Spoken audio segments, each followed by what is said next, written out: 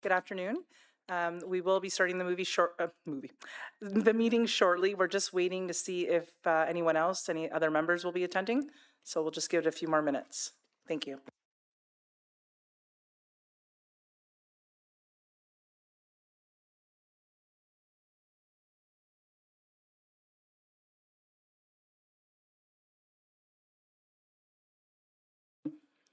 Okay. We will start the meeting with a land acknowledgement statement. We acknowledge that the ground on which we live is the traditional territory of Caldwell First Nation of the Three Fires Confederacy and the original people of Point Pelee and Pelee Island and its surrounding lands and waters, and that of the Huron-Wendat and Wyandot peoples. We recognize and respect the First Nations who are stewards of the land and waters of the Turtle Island and who have embraced the stewardship since time immemorial. We would also like to acknowledge the contributions of other nearby First Nation communities and all original people across Turtle Island. Are there any disclosures of pecuniary interest? Okay, seeing none. The adoption of minutes, that the minutes of the Accessibility Advisory Committee held February 18th, 2026 be adopted as present. Okay, Cynthia and Mike. Okay. All in favor? Okay, that passes. And items for consideration. So we have our first agenda item, 2026 Parks Playground Replacements. Mark Beggs, Manager of Roads and Parks, will present the report and introduce Paul Windle from Henderson Play, who will share a presentation.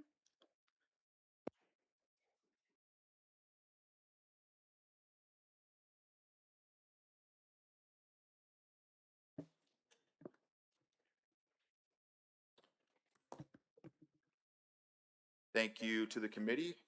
Let me fix my echoing here.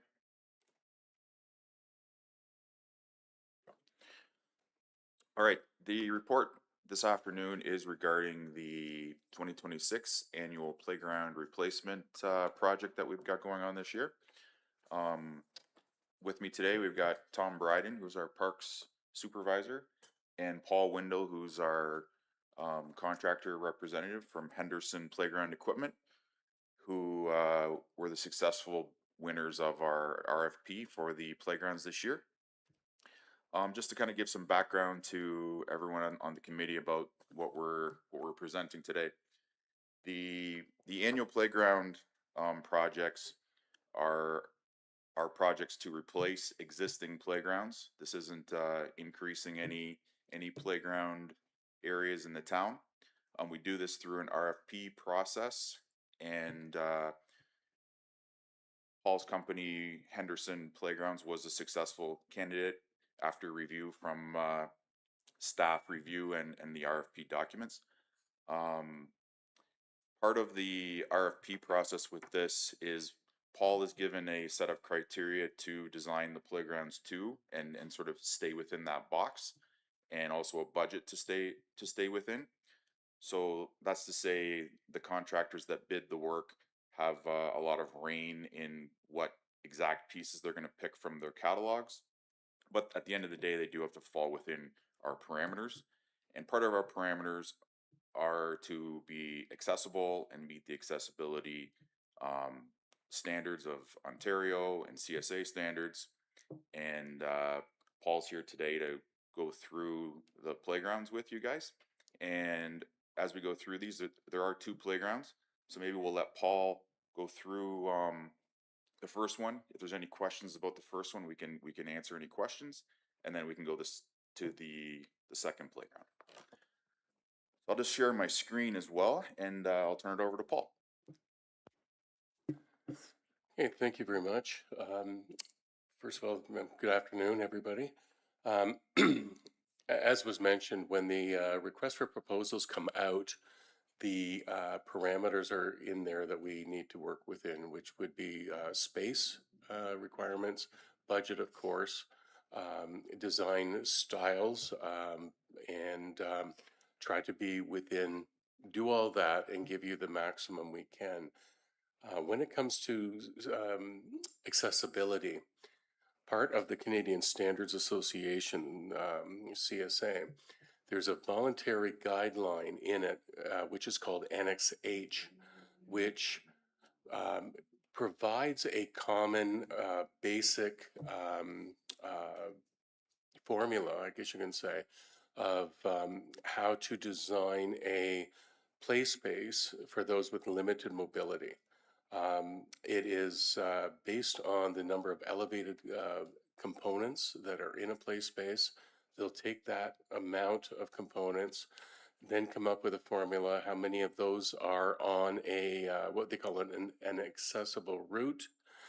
And from that, they also come up with how many ground level play items and types of play that are used. So that way there, what happens is we don't have a very large playground with 20, 30 platforms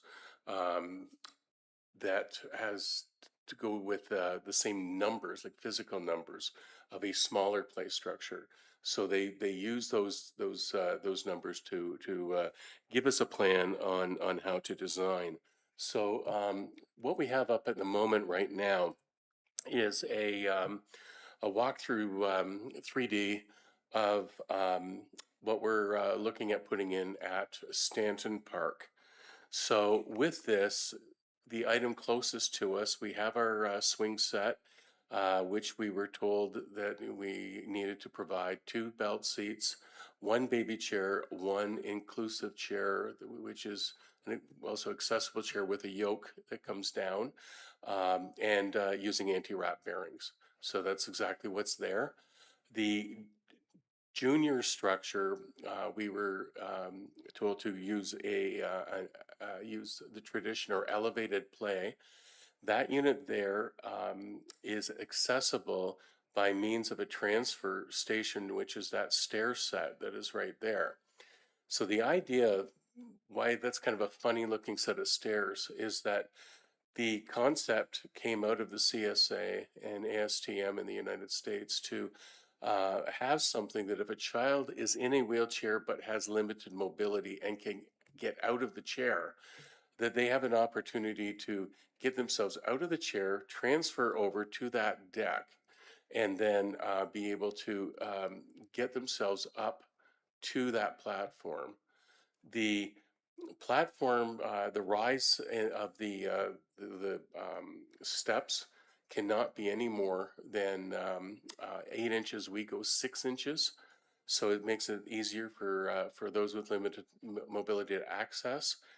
This particular structure uses 2 platforms at 48 inches in height, and because they're all on the same height, all of the elevated components are deemed accessible. So that would be the 4-foot wave slide, the climbers, the 2 climbers, which are the crawler and the handy hold at the back opposite of the slide. Then on the deck is a maze wheel, which is a wheel type right there that it can be used as a steering wheel, but inside it, it's a maze, and there's a ball bearing in there that you move the wheel back and forth to get the ball to go from outer to inner or vice versa. At ground level, we have a play counter. You can spin that around a bit. And underneath the maze wheel is a melody, what we call melody maker, which is kind of like a rainmaker sound. That cylinder you spin, and it has a low frequency. It's not very loud at all, so you won't be having neighbors complaining about excessive noise. But it provides a different style of ground level play. The senior unit, we were advised to go with what's called a deckless style, or things that are primarily at ground level, ground access. So leading with that, That, and we needed to have a slide on it. So what we have there is a 6 foot high slide that you access by that step at the back. And then we have if you notice, there's a little pipe in between the slide and there's a pipe next to it. That link allows us through CSA to not have to be 6 feet away from the rest of the equipment.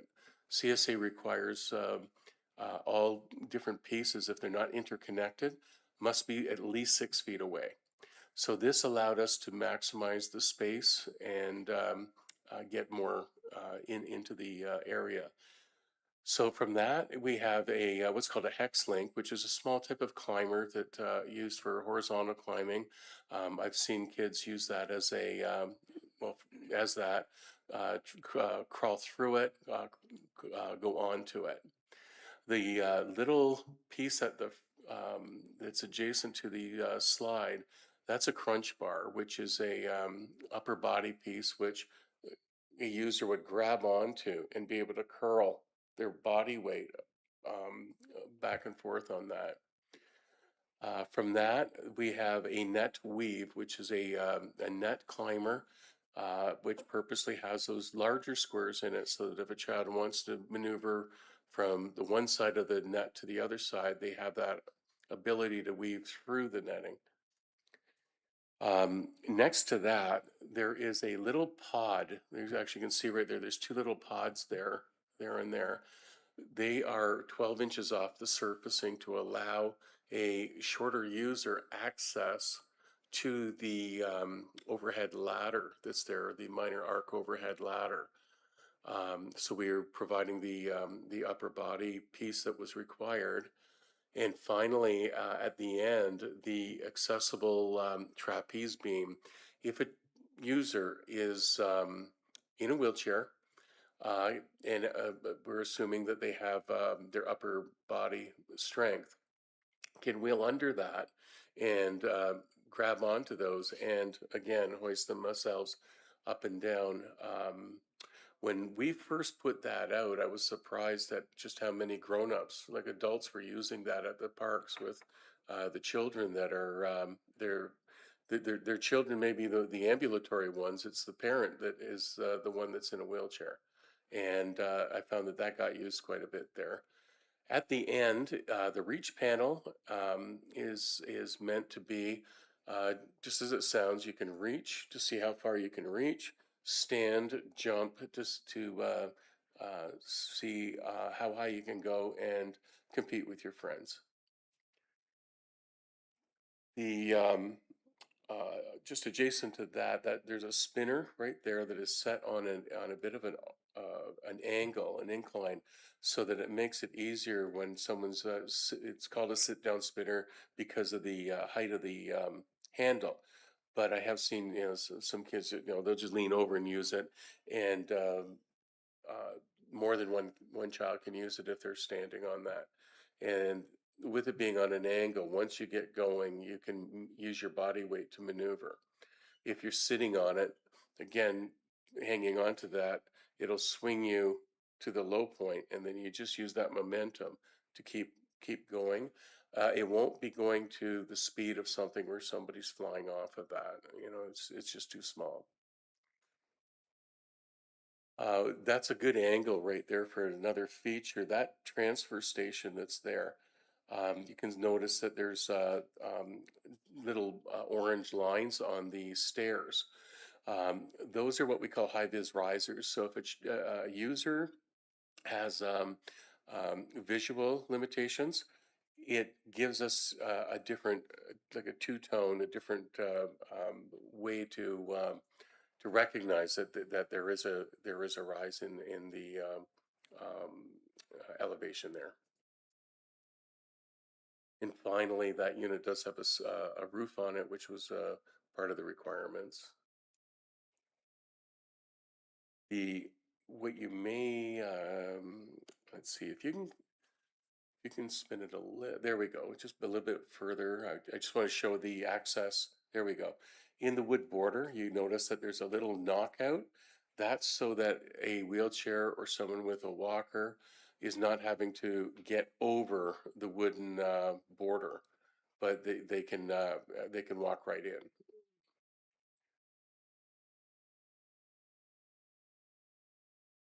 So that is that particular unit. I just got one thing to add there. I have one thing to add. Just on the access to the perimeter, as part of the project, it's not shown on the rendering, but we'll also be installing a asphalt pathway that would connect this playground to the existing pathways nearby, so that there would be easy accessing and not having to cross the grass, etc., to get into the play area. And earlier I was talking about Annex H, that formula, so I can walk you through this. We have 5 elevated components, which are all on the junior structure, which are the maze wheel, the handy hole climber, the crawler, and the wave slide. Under Annex H, I need 4 items on an accessible route, or I'm sorry, let me back up a bit. That unit there has 4 elevated components on it, okay? The 5th is the, on the senior play, the overhead, those little pods, because they're elevated, that's considered elevated play. So we have 5 elevated items. 4 of them are deemed accessible, which are all 4 that are on that junior structure. Because we have 5, Annex H says we need 50% of them on an accessible route. We can't really have 2.5, so our company chooses to go bigger. So we say that you need 3, and we're providing 4. There is no ramps here, so ramp accessibility is not a thing. We're offering 10 ground play items that are offering 8 different types of play. And because of this having so many elevated components, all I need is 2. So we're well over the minimum criteria. Where the types of play comes in is because it's a formula. And if I said, okay, I need X number of ground level play, instead of being able to go, okay, I'm just going to put 10 steering wheels in and say we've done it. The Annex H says, no, that's why we have to have different types of play. So it makes it so we need to provide different experiences at ground level.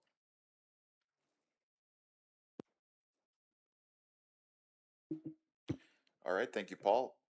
If there's any questions or comments on Stanton, we can answer those now. Thank you for the presentation. I did forget to announce that Emily from the administration is online, as well as Joanne and Mike, who are on the committee. So I'm not sure if anyone has any questions or comments. I just have a comment or a question, perhaps. I appreciate everyone pointing out the different accessible features. That's really helpful. I'm just wondering if you see any opportunities within this design to strengthen inclusive components, particularly for children who may not be able to transfer out of a mobility device.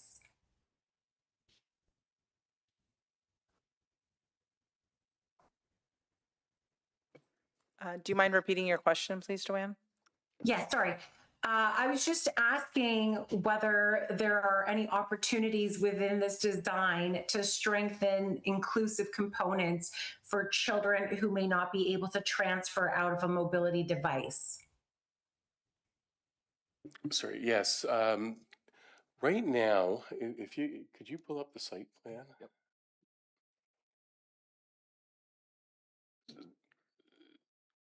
So there is room. It's 74R3.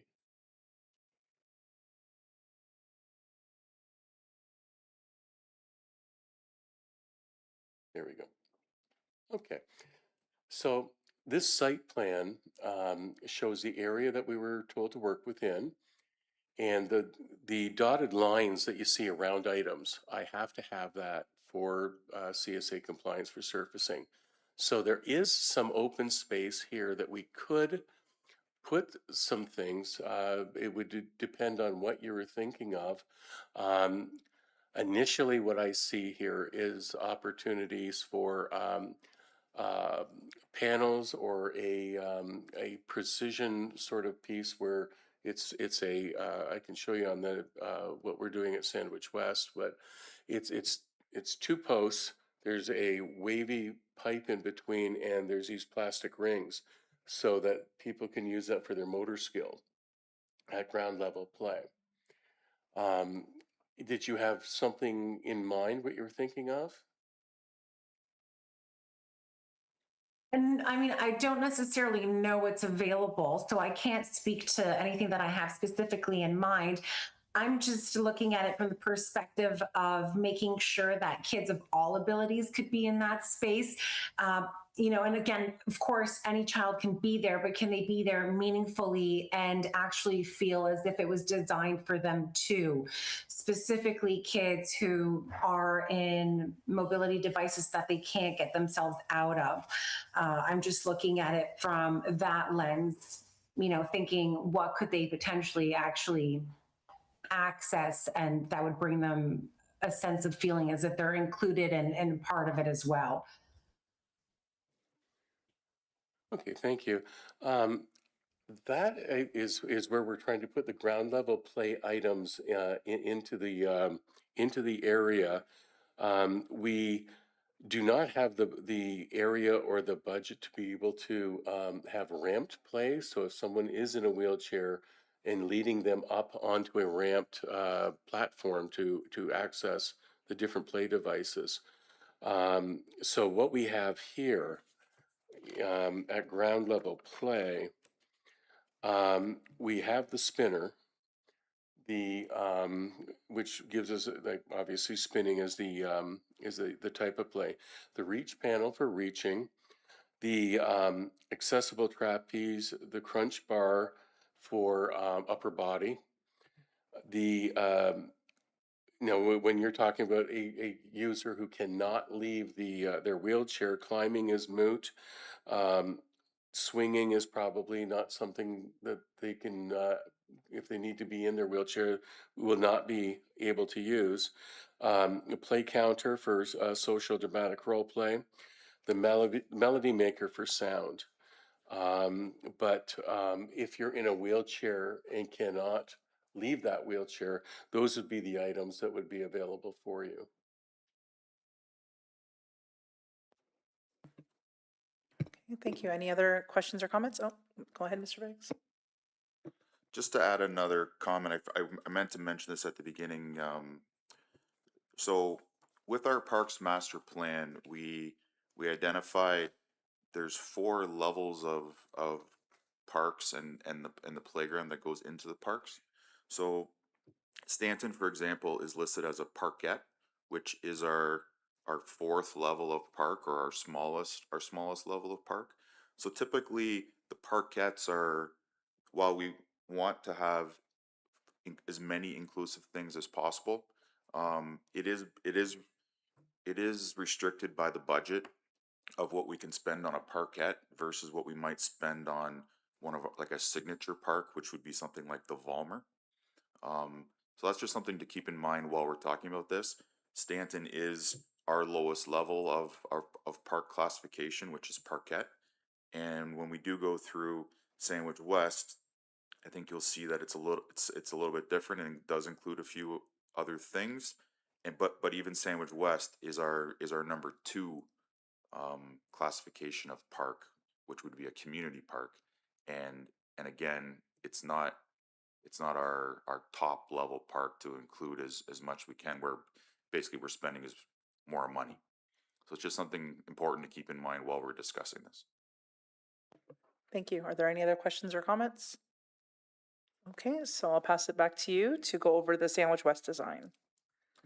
Okay, just give me a second, we'll switch to the other design.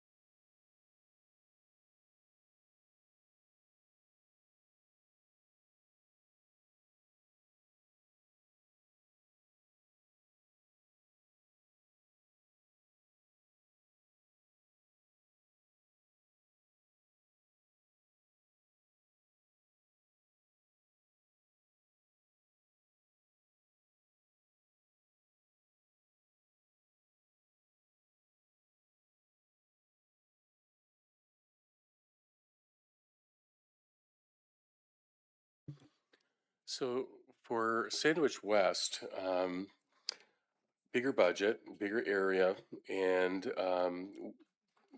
pretty much the same criteria that we were given to use. Wood border with a opening in it for access, a junior structure that is traditional or elevated platforms, a senior structure that is what we call deckless, and then the same type of swing, except we went with 10-foot high top crosser for the belt seats, and again, more add-in pieces to fill up the space. So to walk through this one, um, we'll start where it is right now. And the large thing to the right, actually, would you be able to spin that so we can see the front of it? There we go, and then zoom in on that piece.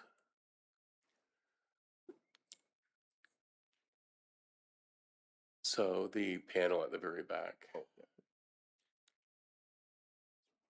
Yeah. And you can use the rate and slide over. There you go. So this item here is a sensory panel. The idea behind it is to have a lot of different type of sensory pieces within one area to make it compact, make it do an awful lot of things. So within this, we have a wave mirror, a gear area, different things to spin, a finger maze panel, and the two cylinders to the left have these little plastic balls in it, and there's pieces inside of it that as you spin, you'll discover within that space. That panel is roughly about I'd say just over 5 feet long.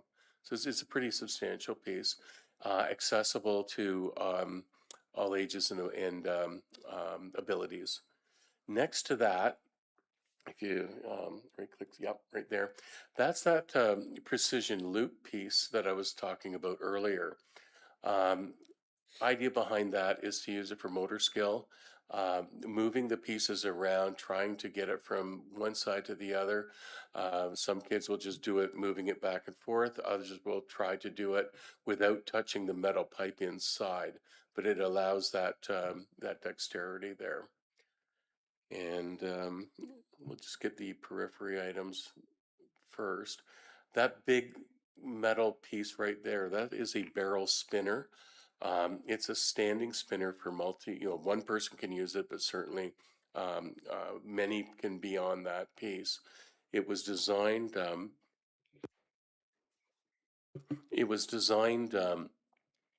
to be the largest it can be without expanding the amount of space that is required under the Canadian Standards Association for multi-user spinning. They have a criteria that once it gets to a certain diameter, you need to add an extra roughly 2.5 feet of clearance space in surfacing zone around them. So we're able to give that type of multi-user experience, but keep it in a smaller footprint so we can add more into it. Next to that seated spinner is just as it sounds. It's a chair with armrests and someone who can be again moving out of a wheelchair into that is able to spin that, and they have the armrests and backrests in place. And to the right of that is a motion toy that is on a spring. It's just a rocking device. The item is done in such a way, instead of something that you climb on, say like a bicycle, you get into it. So you notice that there's like the side walls are higher, and that's to allow for a little bit more protection, especially for younger users that may fall off left to the right. The junior structure, that too has the transfer station we talked about earlier with those same high vis risers. In this case, it's leading up to a 3-foot high platform to a double slide coming off the 3-foot deck.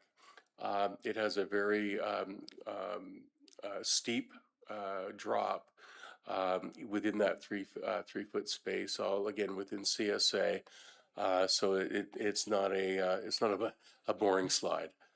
The opposite of that is the stepping pod climber just behind it, which is just a little bit more of a different access point to get onto the unit. And it has the handrail with the pads there to climb onto. From that angle there, at the ground level, that is a flat chimes panel. And how it is used, a user would take their hand, pull back on this device, and just gravity would drop it to hit the chimes. And that provides the sound element that was required under CSA, or under your RFP. I mean, that piece there, if you go to the front of it, is a play shop. So in this case, we have it as a village market. So it's used for, again, social play, dramatic role play, to pretend you're at the store. Going back onto the structure, from the 3-foot platform, we have an accessible step deck to again allow users with limited mobility up to the 4-foot platform where the that slide is. Next to that is a little bit more of an aggressive climber. That belt climber is a little bit steeper and it has some movement to it, so that it just gives a little bit more challenge to that age bracket. A roof is also provided as per your spec. Off to the left, you can see this little thing right on a pipe. That is a talk tube. There's a pair of them. The idea there is I could be on one side, you can be on the other, and we can talk to one another. Kind of like when having the tin can with a string. Going underground, connecting those two pipes is a pipe that will take the sound and carry it away. There is a maximum length for those, or the sound won't carry. We stay well within that so that it's not just a wasted piece that looks good. It will actually be used. The deckless play space here too, in order to provide you with the required slide, we have the 6-foot slide, the steps leading up, that little pipe link at the bottom there to satisfy CSA that it's a connected piece, so that I do not have to be 6 feet away and I can get more place into that space. We have different sorts of climbers involved here. So right there is what we call the squiggle wall link. And you would climb around it, through it.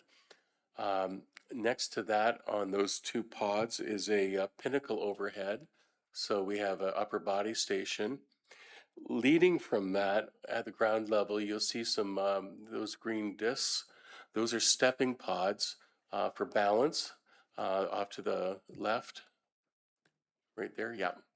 And they lead to another overhead, the minor arc ladder. And if you go up and around a bit,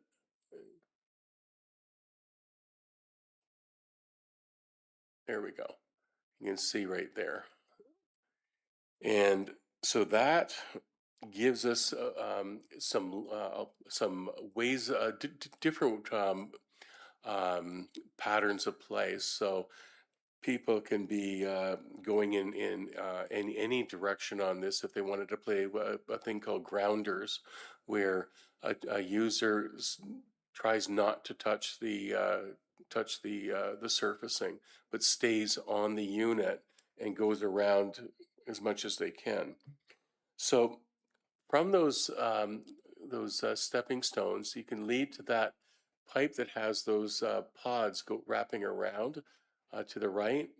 That is what we call a spacewalk, leading to that big round cylinder, which has a series of nets off to the side and a big one at the top where older children may want to go up there and perch up there, or they may want to be inside and hang off of it. It's used both ways. From that piece, if we go, we'll go right here, off to the minor arc right. Yep. So turn that around. There's another climber there that gives us more access to that, what we call a wormhole climber. There's that accessible trapeze again. Go back. Right there. And again, the reach panel that we provided at Stanton. Here we have what's called a mosaic link, which is again a way to traverse left to right to a series of what we call leaf climbers, leading to a leaf climber coming off the main post, leading to a standalone leaf climber that is functionally linked to that unit. We turn around, keep going and turn around. Clockwise. Where am I looking at? Here we go. Here, I'll grab that for you. Thank you. And see if I can make this work. Yeah, it's not letting me do it. Sorry. I wanted to be looking from this way. Okay. There we go. Okay. So here at ground level again, we have some balancing devices, 2 more of those stepping pods, and a static arc board, which is made out of textured plastic on the top to anti-slip material. And that is leading to yet another climber coming off, that pipe climber where that hand is right there. Behind it, we have a cable pod challenge, which is a flexible piece where these pods are suspended by poles from the top, and then there's little chains at the bottom, so there's a little bit of movement, but it won't swing like a pendulum. So you know there's no worry about it going so far someone's going to get hit by it. If you go up a little bit, I just want to show another device called the paddle power, which right there, if you want to zoom in on that. So that too is a device if a person's in a wheelchair and has their upper body, you just grab those wheels or handles, and it is like a on a bicycle, you know, the gear system there, except for your hands, and just gives another experience there. And finally, I think the last piece would be there's another one of those melody sound pieces that we had at Stanton, but this time as a standalone. It would be just adjacent. There it is, right there. And again, that piece sounds like a rainmaker when it's used. The swing, if you want to take a look at that. And zoom back. You'll see that the arches, 2 of the arches are higher than the third. That's how we were able to get combine the 10-foot as requested for the belt seats, and the 8-foot for the baby chair and the accessible seat. And that way there we're in full compliance again of CSA.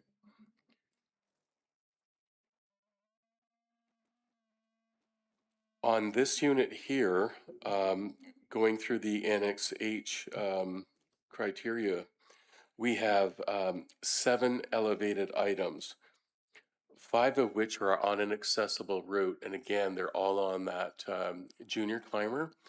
The 2 pieces that are elevated and not deemed accessible are the 2 upper body pieces, the minor arc overhead and the pinnacle overhead on the senior deckless piece.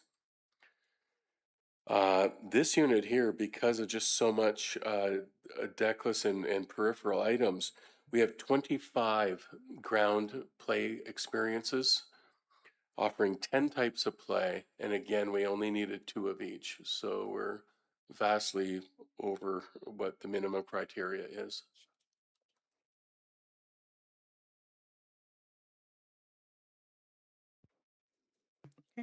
Thank you for the presentation. Are there any comments or questions? Hi, yeah, Mike Gerard online. For the circular climbing area, at the bottom it is a solid orange beam all the way around. Is there any way to make that non-solid so someone could access it with mobility needs? Or is that structural? Sorry, Yeah, right where you're at with the pointer. Yeah, that to piece open there. that up? Yeah. In order to open that up to make it accessible, it needs to be 5 feet wide, and that pipe needs to be not there. Okay. If you notice at the bottom where it's Not wide connected. enough. So in order to do that, I would have to provide an opening, and that would you'd be losing. Looking at the site plan, we would be losing a good chunk of change on other types of play in order to give you that route, because I can't really go under the overhead and make that something that the CSA says that's okay to do.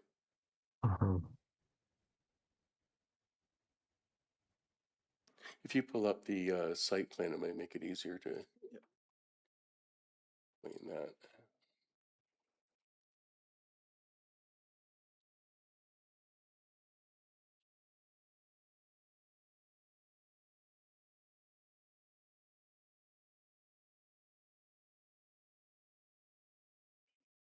Here we go.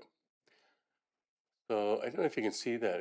Are you able to zoom in just on where that is? There we go.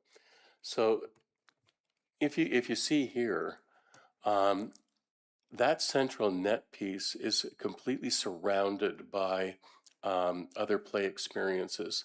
So I would have to, in order to make that work, we would be losing,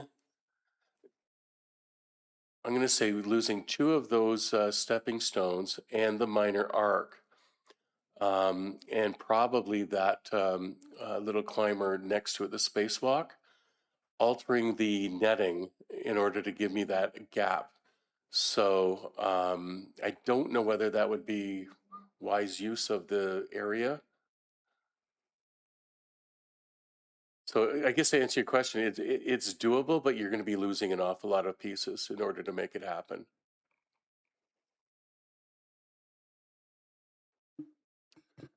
Okay, are there any other questions or comments? Okay, so seeing none, the recommendation is that the report of the manager of Roads and Parks dated March 31st, 2026, PW-2026-17, regarding the 2026 Parks Playground replacements be received. Okay, Cynthia and Joanna, all in favor? Okay, moved. Okay. Oh, sorry, it's carried. Okay, and we will now, thank you for the presentation and your time today. We will now move to item number 2, accessible election plan, a verbal report from Emily Olette online, who is the accessibility clerk, and she will present the report to us. Thank you. All right, thank you.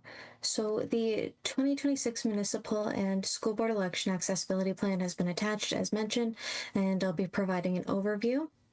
So as per the Municipal Election Act, the plan is to be made available to the public before voting day. And after the election, there is a post-election report that is required within 90 days. The election accessibility plan was prepared with steps to create a barrier-free election by identifying, removing, and preventing barriers that would affect electors and candidates with disabilities. So in this plan, we have some steps laid out to identify barriers, namely how election officials will receive some training on how to identify and address accessibility barriers, as well as how to respond to feedback regarding accessibility concerns.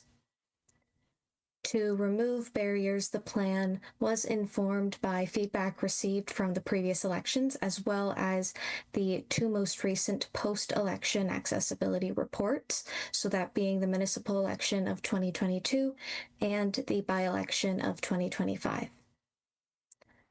Finally, the plan outlines the steps that are going to be taken to prevent barriers from arising, particularly when it comes to information and communication, the voting method, and voting assistance during the election. These steps can be found in further detail in the plan from pages 2 till 6 and are informed by the requirements of the Ontario Regulation 191/11 or the AODA and the Integrated Accessibility Standards. So they've all been informed by this. With this overview said, I just want to go over a little bit more of the information about the election process for this election term. So the voting method for this election will be internet voting, which was the same as for the election of 2022 and the by-election of 2025. This is because internet voting provides an integrated opportunity to participate in the election with full, equal access to the services and election information. It is also a secure method of voting that respects the privacy, independence, and dignity of eligible voters. Because of this, internet voting can be done remotely or at one of the voter help centers during the voting period, which begins Friday, October 16th of 2026, until polls close at the end of the day, Monday, October 26th of 2026. The voter help centers will be set up at the LaSalle Civic Center as well as the Balmer Complex, and they will provide electors services and internet voting opportunities in person. There's also the election line where people can call in the voter help center and receive some assistance by that method as well. The centers will also be set up at 2 local retirement homes during the voting period for residents of those homes. However, we are just waiting on some information about that schedule, so the plan will be updated once we have that information. Again, this was just a brief overview of what we have laid out in the plan, but the plan is also a living document, so it can be modified to meet the needs of this election. Right now, I am available for any questions or comments or for further details. Thank you. Thank you, Emily. Are there any questions or comments? Okay, seeing none. The recommendation before us is that the 2026 municipal and school board election accessibility plan be received. Mike and Cynthia, Joanne, thank you. Okay, that's carried. Item number 3, Accessibility Week activities, May 31st to June 6th. Stephanie Olusky from Council and Committee Services Coordinator will update the committee on the planned Accessibility Week activities. Thank you. I just wanted to touch down really quick because I've sent out multiple emails, so it's always nice just in person. Just a reminder that we have our accessibility flag raising event happening on Monday, June 1st at 1:30 here at the Civic Center, at which time we're also going to be celebrating Red Shirt Day. So we encourage you to come and wear your red shirt to support that. We're excited. We were able to get Erin from the Learning Disability Association of Windsor Essex to come and speak. So she'll be dealing with topics that they cover, learning disabilities like ADHD or dyslexia, etc. So we were lucky to have para rowing last year and continuing it on with great speakers from LDAWE. We're also going to be doing internally as staff doing a lot of intranet postings as well as working with strategy and engagement to share social media postings. So if you do see that come across, whether it's through Facebook or Instagram, Twitter, whatever you use, if you wouldn't mind sharing that as well, just so we can acknowledge that, you know, as the town of LaSalle, not only do we have a committee, but we actually fully support accessibility in our community and how we can make those advances. Okay, thank you. Are there any questions or comments? I do have one question, Emily. Do you know the date for, or yes, or sorry, Stephanie? Do you know the date for the Accessibility Day in Amherstburg at the Libro Center? As far as I know, based on last year, I don't think they're holding it this year due to the municipal elections. I think it's too much for all the municipalities to pull together, which is understandable because it is a lot of work to put together, and every municipality is working on the election for October. But I know that they are looking to go forward. So hopefully for 2027, we'll get more info for that. So Thank you so much. Okay. So